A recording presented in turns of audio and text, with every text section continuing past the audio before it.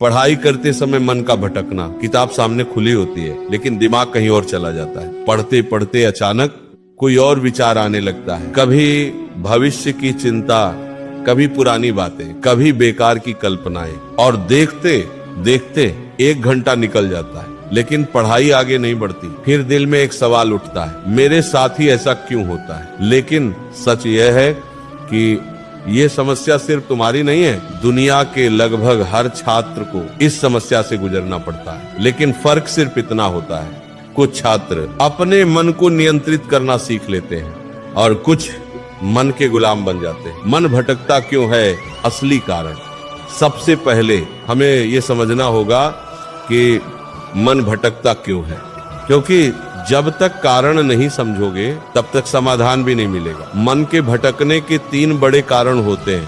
पहला कारण लक्ष्य का स्पष्ट न होना। जब इंसान को यही नहीं पता होता कि वो क्यों पढ़ रहा है तो उसका मन पढ़ाई में टिक नहीं सकता।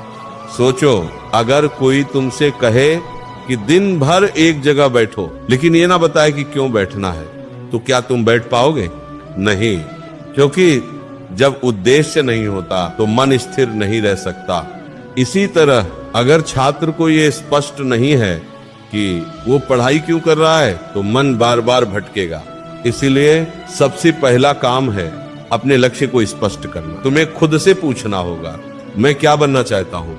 मेरा सपना क्या है? मैं अपने माता पिता को कैसी जिंदगी देना चाहता हूँ? जब ये सवाल दिल को छूने लगते हैं तो मन धीरे धीरे स्थिर होने लगता है। दूसरा कारण मन की आदत। मन एक बच्चे की तरह होता है, अगर तुम उसे हर समय भटकने दोगे तो वह भटकने का आदी हो जाएगा, और अगर तुम उसे अनुशासन में रखोगे तो वह अनुशासित हो जाएगा। कई छात्र दिन भर इधर उधर की चीजों में मन लगाते हैं और फिर अचानक पढ़ाई में मन लगाने की कोशिश करते हैं, लेकिन मन तुरंत नहीं बदलता।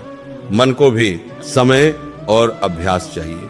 इसीलिए अगर तुम चाहते हो कि मन पढ़ाई में टिके तो तुम्हें धीरे धीरे मन को प्रशिक्षित करना होगा। तीसरा कारण कठिनाई से डर।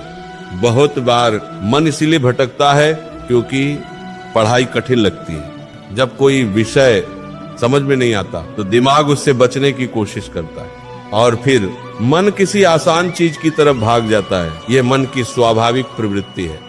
मन हमेशा आसान रास्ता ढूंढता है, लेकिन जीवन का नियम यह है, जो कठिन है वही तुम्हें आगे ले जाता है। मन को एक जगह टिकाने का तरीका। अब सवाल है, मन को कैसे रोका जाए? पहला तरीका है छोटे लक्ष्य बनाना। बहुत से छात्र एक